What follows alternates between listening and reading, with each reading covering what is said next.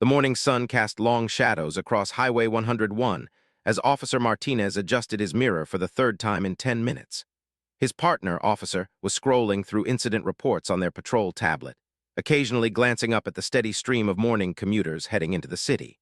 It was supposed to be a routine Tuesday morning patrol, the kind where the biggest excitement might be a minor fender bender or someone running a red light. That's when they spotted it, an ancient pickup truck that looked like it had survived several decades and maybe a few wars. The vehicle was a faded blue Ford from what appeared to be the 1980s, with rust eating away at the wheel wells and a tailgate that seemed to be held together by determination and duct tape. What caught Officer Martinez's attention wasn't just the truck's obvious age, but the way it was moving through traffic. The driver was maintaining perfect lane discipline, signaling well in advance of every turn, and keeping a safe following distance that would make a driving instructor proud. Yet something felt off. The truck was moving slightly slower than the flow of traffic, not dangerously so, but enough to create a subtle bottleneck. More concerning was the way other drivers seemed to be giving it an unusually wide berth, as if they sensed something the officers couldn't quite put their finger on. "You seeing what I'm seeing?" Officer asked, lowering the tablet and focusing on the truck that was now 2 cars ahead of them in the right lane. Officer Martinez nodded, his trained eyes taking in every detail. The license plate was current, and there were no obvious violations, but 20 years of police work had taught him to trust his instincts. Something about this situation didn't feel right. The truck's occupants were barely visible through the rear window, just shadowy figures that seemed to be sitting unusually straight, almost rigid. "Could be nothing," Martinez said, but his hand was already moving toward the radio. "But that truck's been maintaining exactly 55 miles per hour for the last 3 miles, even through the speed zone changes." Raised an eyebrow. Most drivers, even the most law-abiding ones, had some variation in their speed, especially on a road with multiple speed limit changes. This level of precision was unusual, almost mechanical. It was the kind of driving you might expect from someone who had been trained to follow regulations to the letter, or someone who was being extremely careful not to attract attention. The radio crackled to life as Martinez called in the license plate number. While they waited for the response, both officers continued observing the truck. The morning commute was picking up pace around them, but the old Ford maintained its steady speed and perfect driving behavior. Through the clear morning air, they could see that the truck bed was empty, except for what appeared to be a carefully folded tarp. "Unit 742, your plate check shows the vehicle registered to a James, age 73, address in Oak Valley," dispatch responded. "No outstanding warrants, no recent violations. Vehicle registration is current." Oak Valley was a small rural community about 40 miles inland, the kind of place where everyone knew everyone else, and the biggest excitement was usually the annual county fair. It wasn't unusual for residents to drive into the city for various reasons, but something about this particular trip was setting off alarm bells in both officers' minds. "Let's take a closer look," Martinez decided, signaling to move into position behind the truck. As they closed the distance, more details became visible. The truck's rear bumper was adorned with a small American flag decal that had seen better days, and there was what appeared to be a military unit sticker that was too faded to read clearly. The back window had a slight tint, but they could now make out at least 2 figures in the cab, both sitting with remarkably straight postures. Officer was about to comment on the military sticker when the truck's brake lights came on, and it began signaling for a right turn into a rest area that was coming up ahead. The timing seemed odd. They were still 20 minutes outside the city, and the rest area was known more as a truck stop than a place where commuters typically stopped. "They're pulling off," observed, stating the obvious but voicing what they were both thinking. Martinez made a split-second decision that would later prove to be more significant than either officer could have imagined. Instead of continuing on their patrol route, he followed the truck into the rest area. It wasn't an official traffic stop, not yet, but his instincts were telling him that something about this situation warranted further attention. The rest area was nearly empty at this time of morning, with just a few long-haul truckers grabbing coffee and a couple of early commuters stretching their legs. The old Ford pulled into a parking space near the far end of the lot, away from the main building, but not in a way that seemed deliberately secretive. It was the kind of parking choice an experienced driver might make, far enough from other vehicles to avoid dings and close enough to the facilities to be convenient. Martinez parked their patrol car at an angle that gave them a clear view of the truck while appearing casual to any observers. Both officers stepped out of their vehicle, ostensibly to conduct a routine patrol check of the area. But in reality, they were positioning themselves to get a better look at the truck's occupants. That's when they got their first clear view of the driver as he opened the truck's door. The man who stepped out was indeed elderly, probably in his 70s as the registration had indicated, but there was something about his bearing that immediately commanded attention. Despite his age, he moved with a purposeful precision that spoke of years of discipline and training. His hair was silver white and neatly trimmed, and even in civilian clothes, khaki pants and a simple button-down shirt, he carried himself with an unmistakable military bearing. The passenger door opened simultaneously, revealing a second man, younger but probably in his 60s, who moved with the same careful precision. Both men surveyed their surroundings with the kind of situational awareness that comes from years of training, their eyes taking in the patrol car and the two officers with calm acknowledgement but no apparent concern. Officer Martinez felt his initial suspicions beginning to shift. These didn't look like men who were trying to avoid law enforcement. They looked like men who were comfortable with authority because they had probably wielded it themselves at some point. Still, the unusual circumstances of their morning drive and the perfect driving behavior warranted at least a brief conversation. "Good morning," Officer Martinez called out as he approached the truck. "Everything all right this morning?" The elderly driver turned toward them with a slight smile that seemed both respectful and knowing. "Good morning, officers," he replied, his voice carrying the clear diction of someone accustomed to being heard and understood. "Everything's fine, thank you. Just needed to stop and check our route before heading into the city." It was a perfectly reasonable explanation, but something in the man's tone suggested there was more to the story. Officer, meanwhile, was studying the second man, who had moved to the back of the truck and was adjusting something in the bed. From their angle, the officers couldn't see what he was doing, but his movements were methodical and purposeful.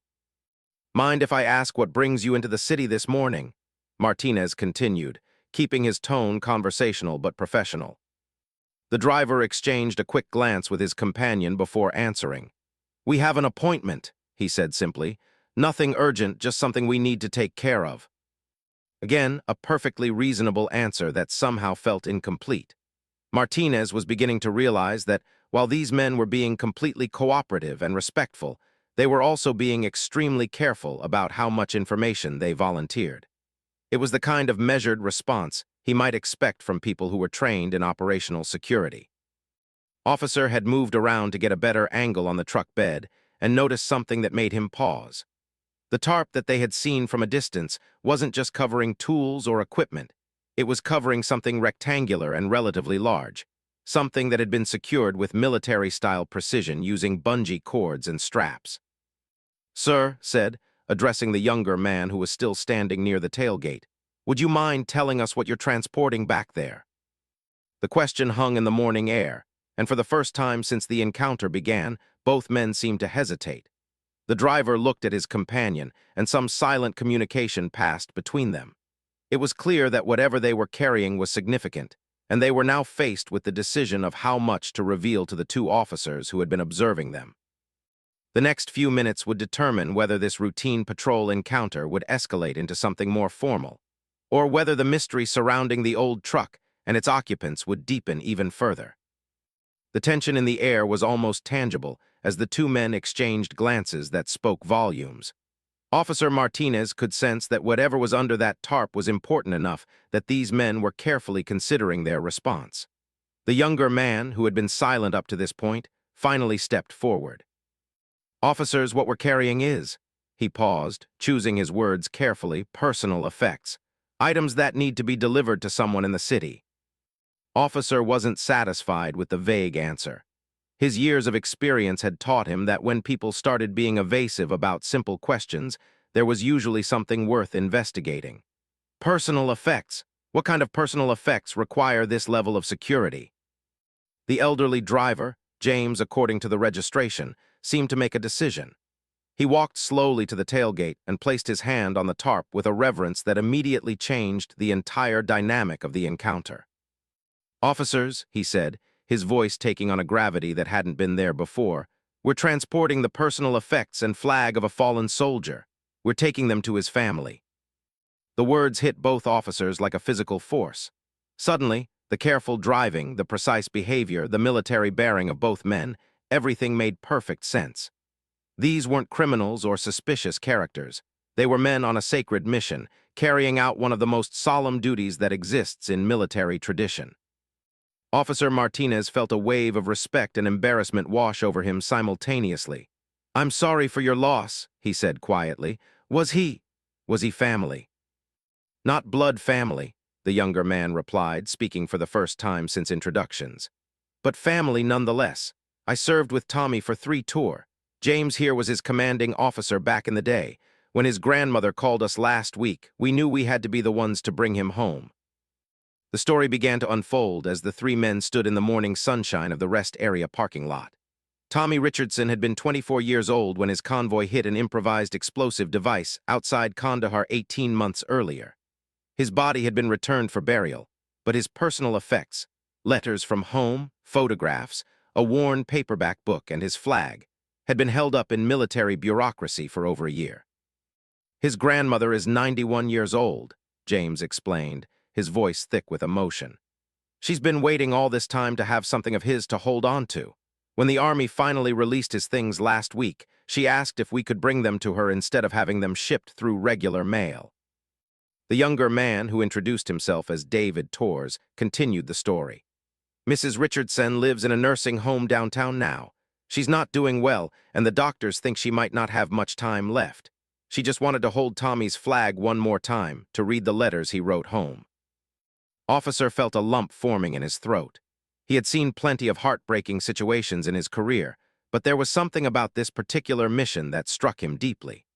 These 2 veterans had driven nearly 4 hours in an aging truck to fulfill the dying wish of an elderly woman who had already lost everything. "The thing is," James continued, "we wanted to make sure everything arrived perfect. That's why we were driving so carefully. That flag has been folded according to military regulations since the day Tommy died, and we wanted to make sure it reached Mrs. Richardson exactly the way it should." The careful driving, the precise speed control, the almost mechanical adherence to traffic laws, it all made sense now. These men weren't just transporting cargo. They were carrying out a mission with the same attention to detail and respect for protocol that they had learned in their military service. Officer Martinez found himself thinking about his own grandfather, who had served in Vietnam and had never talked much about his experiences, but had always treated anything related to military service with profound respect. "Is there anything we can do to help?" he asked. "Actually," David said, hesitating slightly, "we were hopping to get a police escort for the final few miles to the nursing home. Not because we're in a hurry, but because we want to make sure nothing goes wrong. Mrs. Richardson has been through enough." The request was unusual but not unheard of. Police departments occasionally provided escorts for special circumstances, and this definitely qualified. Officer Martinez looked at his partner, who nodded immediately. "Let me check with dispatch," Martinez said, walking back toward their patrol car. As he radioed for permission to provide an escort, Officer stayed with the 2 veterans. "How long since you both served?" he asked. "I retired 15 years ago," James replied. 30 years in the Army, mostly training young soldiers like Tommy and David here. David got out about 5 years ago after his 4th deployment." "And you stayed in touch with the families of the men you served with?" David nodded. "It's not something you walk away from. When you serve together, especially in combat zones, you become responsible for each other. That responsibility doesn't end when you take off the uniform." Officer Martinez returned with approval for the escort and something else, news that would make the morning even more significant. "Dispatch says we can provide the escort," he announced. "But there's something else. They're sending Captain Williams from the district office to meet us at the nursing home. Apparently he's a veteran too, and he wants to pay his respects." The convoy that left the rest area 15 minutes later was unlike any that had traveled that stretch of Highway 101 before. The old Ford truck maintained its careful pace, now followed by 2 police cruisers with their emergency lights flashing in a slow, respectful cadence. Other drivers, seeing the unusual procession, instinctively moved aside, many of them probably wondering what kind of special circumstances warranted such an escort. As they entered the city limits, something unexpected began to happen. Word had somehow spread about the nature of their mission, perhaps through police radio chatter that had been overheard, or maybe through the kind of informal network that exists in every community among veterans and their families. People began appearing along the route. At first, it was just a few individuals standing on sidewalks as the convoy passed. But as they moved through the residential neighborhoods toward the nursing home, more people appeared. Veterans in their American Legion jackets, families holding small flags, even children who had been taught to respect military service, all standing quietly as the procession moved slowly through their community. James, driving the truck, had to wipe his eyes several times as he saw the impromptu honor guard that was forming along their route. David, riding in the passenger seat, was openly emotional as he watched people stepping out of their houses and businesses to show respect for a young soldier they had never met. "Tommy would have been amazed," David said softly. "He always worried that people back home didn't understand what we were doing over there, didn't appreciate the sacrifice." "They understand," James replied, his voice steady despite the emotion he was clearly feeling. "They've always understood. Sometimes it just takes something like this to remind us all of what really matters." The nursing home came into view, a modest brick building surrounded by well-maintained gardens. But what they saw in the parking lot stopped all of them in their tracks. What had started as a simple mission to deliver personal effects to a grieving grandmother had somehow transformed into something much larger. Captain Williams was indeed waiting for them, but he wasn't alone. 3 other officers stood with him, all in dress uniform. A small group of residents from the nursing home had been brought outside in wheelchairs and were waiting quietly near the entrance. Several other cars had arrived as well, family members, other veterans, and community members who had heard about what was happening and felt compelled to be present. As the truck pulled into the parking lot, James realized that what had begun as a private moment between an old woman and the memory of her grandson had become something that the entire community needed to witness. The careful attention to protocol that had marked their entire journey was about to culminate in a ceremony that none of them had planned, but that felt absolutely right. The next few minutes would test whether years of military training and tradition could provide the strength needed for one of the most difficult and beautiful moments any of them had ever experienced. The silence that fell over the parking lot was profound and reverent as James and David stepped out of the truck. The assembled crowd seemed to understand instinctively that they were witnessing something sacred. Captain Williams approached the truck with the measured steps of someone who had participated in many military ceremonies, his dress uniform crisp despite the early hour. Captain Williams said, extending his hand first to James, then to David, "Thank you for allowing us to be part of this. Mrs. Richardson is waiting inside. She's been ready since dawn." As they prepared to retrieve Tommy's effects from the truck bed, Officer Martinez found himself thinking about how dramatically this morning had unfolded.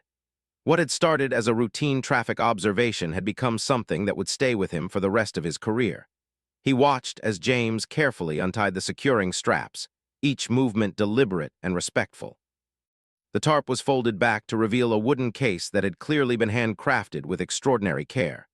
The wood was polished to a deep shine, and brass corners gleamed in the morning sunlight. Beside it lay a triangularly folded American flag in a protective case, the kind of precise folding that takes practice and represents the highest form of military respect. David lifted the wooden case while James cradled the flag. The weight of both, not just their physical weight but their emotional significance, seemed to settle on everyone present. This wasn't just a delivery, it was the culmination of a young man's service and the beginning of a family's healing process. "Mrs. Richardson asked that we bring her outside," one of the nursing home staff members said quietly. "She wanted to be here when Tommy came home." The assisted living facility's automatic doors opened, and a small procession emerged. Mrs. Richardson was in a wheelchair pushed by a nurse, but despite her frail appearance, her back was straight and her eyes were alert. She was wearing what was clearly her best dress, a navy blue outfit with a small American flag pin on the lapel. Her silver hair had been carefully styled, and her hands, though trembling slightly with age, were folded with dignity in her lap. Behind her walked 2 middle-aged adults who were clearly family members, Tommy's aunt and uncle, who had driven down from Sacramento when they heard about the ceremony. They looked nervous but grateful, understanding that this moment was primarily for the woman who had raised Tommy when his parents were unable to. Officer, who had been observing the gathering crowd, noticed something that made him catch his breath. Among the assembled veterans and community members, a black SUV with government plates had quietly pulled into the parking lot. The vehicle's windows were tinted, and it had parked somewhat apart from the rest of the crowd, but there was something about its presence that suggested official importance. Mrs. Richardson's wheelchair was positioned facing the truck, and for a moment, she simply stared at the wooden case and flag that represented all she had left of her grandson. Her lips were moving silently, and those close enough could see that she was praying.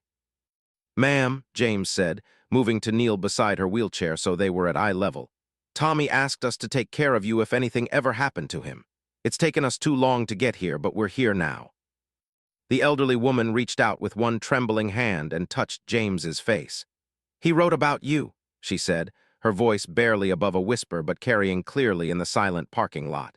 "He said you were the finest officer he'd ever known. He said you treated your soldiers like they were your own sons." James felt his composure threaten to break, but years of military discipline held him steady. "He was one of the finest soldiers I ever had the privilege to command," he replied.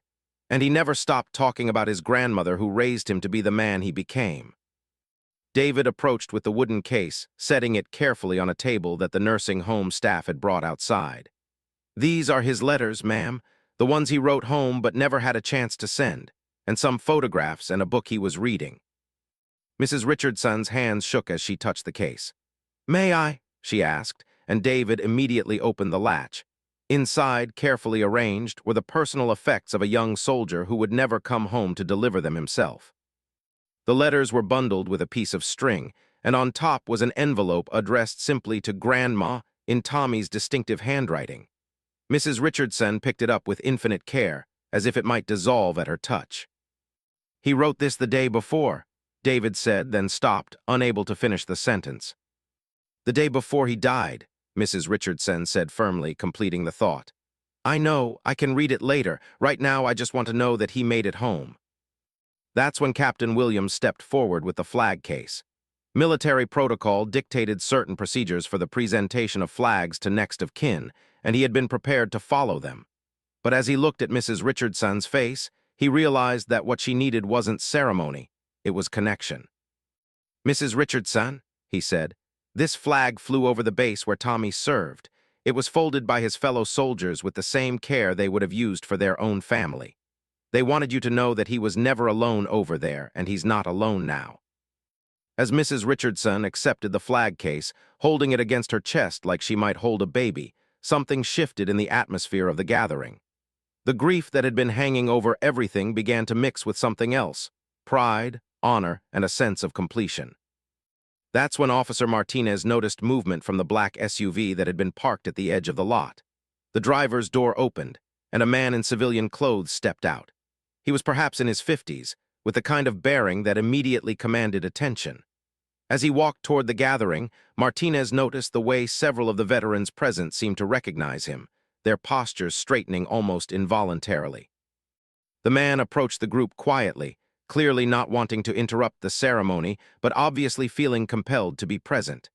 He stopped at the outer edge of the circle that had formed around Mrs. Richardson, but his presence was felt immediately. James, still kneeling beside the elderly woman's wheelchair, noticed the newcomer and felt a shock of recognition that nearly caused him to lose his balance. His eyes widened, and he started to stand, but the man from the SUV made a subtle gesture indicating he should remain where he was. David, however, had also seen the arrival and couldn't contain his surprise. "Sir," he said, uncertainty clear in his voice. The man nodded at David with a slight smile, then moved closer to Mrs. Richardson's wheelchair. "Ma'am," he said quietly, "my name is General. I had the honor of knowing your grandson, and I wanted to pay my respects." The title hit the assembled crowd like an electric shock. This wasn't just any military official. This was a four-star general who had somehow learned about their ceremony and had come to honor a young soldier and his family.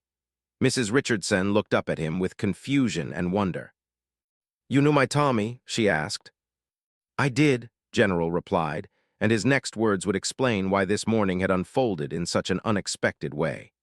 In fact, Tommy saved my life and the lives of 12 other soldiers on his last day of service.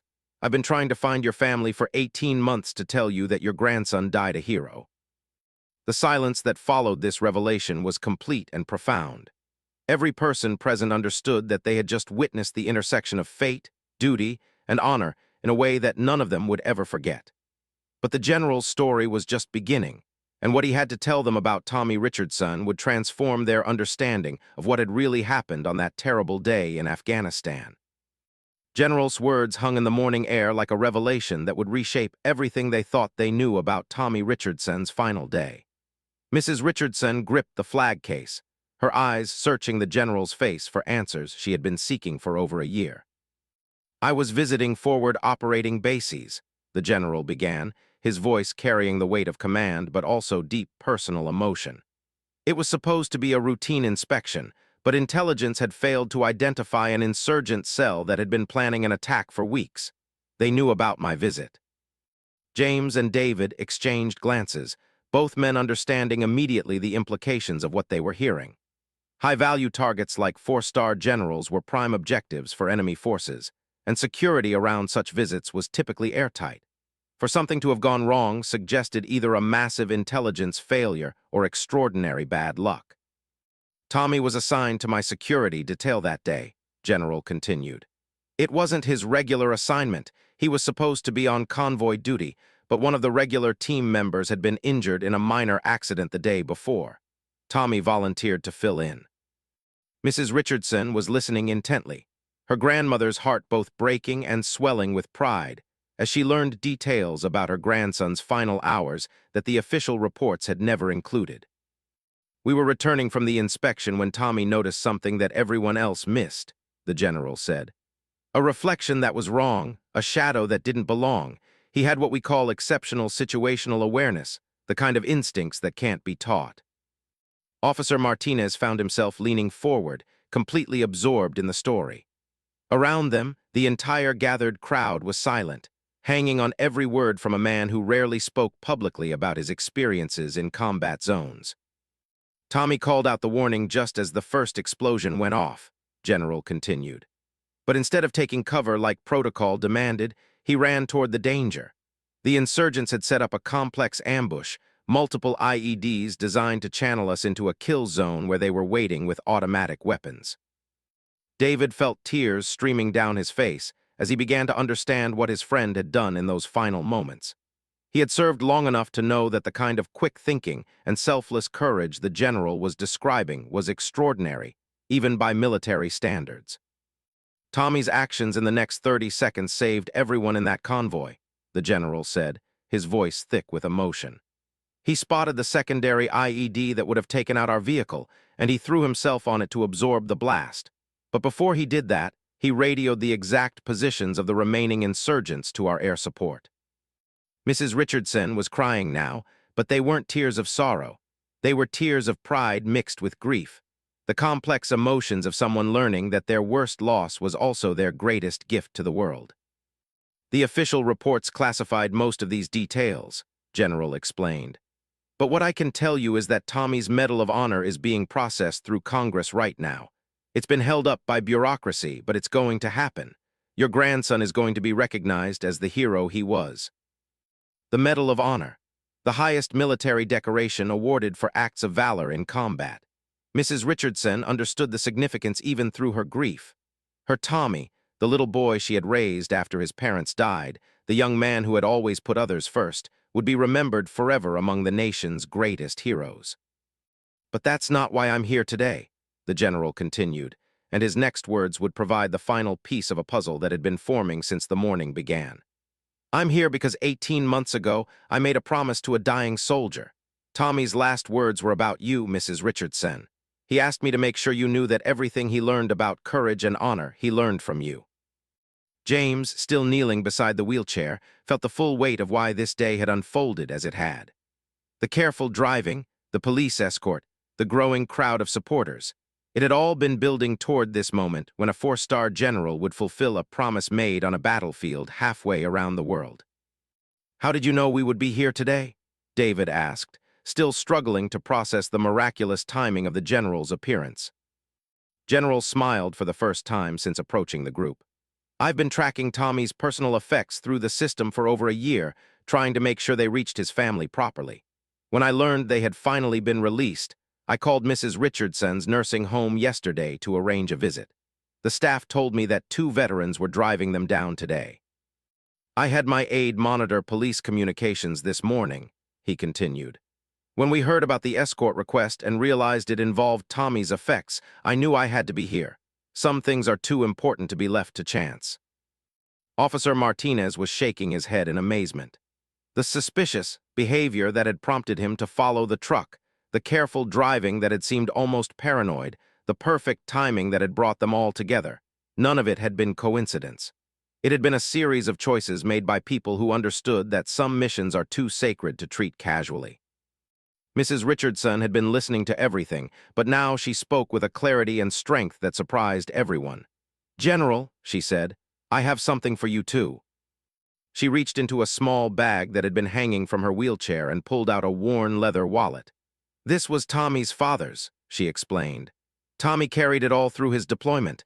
I found a picture in it that I think you should see." She opened the wallet and carefully extracted a photograph that had been folded and creased from being carried in a pocket through multiple deployments. The image showed Tommy in his combat gear, but he wasn't alone. Standing beside him, both men covered in dust and wearing the tired but satisfied expressions of soldiers who had just completed a successful mission, was a younger general. "He wrote on the back," Mrs. Richardson said, handing the photograph to the general. Turned it over and read aloud the faded pencil writing. "Served today with the kind of leader who makes you want to be better than you are. Hope I can live up to the example. T.R." The general's composure, which had held steady through combat deployments and congressional hearings, finally cracked. He stood in a nursing home parking lot, surrounded by strangers who had become witnesses to something profound, and wept for a young soldier who had thought the general was the hero in their relationship. Captain Williams, recognizing the moment called for formal military protocol, called the assembled group to attention. The veterans snapped to position instinctively, while the civilians stood respectfully silent. In the crisp morning air, with an elderly woman holding the flag her grandson died protecting, a 4-star general saluted the memory of a private who had saved his life. As the ceremony concluded and people began to disperse, Officer Martinez reflected on how dramatically his routine morning patrol had been transformed. The suspicious truck that had caught his attention had actually been carrying something more valuable than he could have imagined. Not just the personal effects of a fallen soldier, but the final piece of a story that connected sacrifice, honor, and love across the vast distance between a battlefield in Afghanistan and a nursing home parking lot in California. Mrs. Richardson insisted that everyone join her inside for coffee and cake, because that's what Tommy would have wanted. As they gathered in the nursing home's common room, sharing stories and memories, the black SUV quietly departed. General had other duties to attend to, other promises to keep, but he had fulfilled the most important one. The old truck would make the return journey to Oak Valley that afternoon, but James and David would be different men than they had been that morning. They had set out to deliver personal effects and had instead witnessed the completion of a circle that began with a grandmother's love, continued through a young man's courage, and ended with a nation's gratitude. Officers Martinez and returned to their patrol duties, but neither man would ever again dismiss unusual behavior as simply suspicious. They had learned that sometimes the most important things in life travel in old trucks, driven by people who understand that some missions are too sacred to rush. And Mrs. Richardson? She spent the rest of her days reading and rereading Tommy's final letter, holding his flag, and sharing his story with anyone who would listen. She lived to see his Medal of Honor ceremony, attended by a 4-star general who never forgot the promise he made to a dying hero, and conducted by officers who understood that some traffic stops change everything.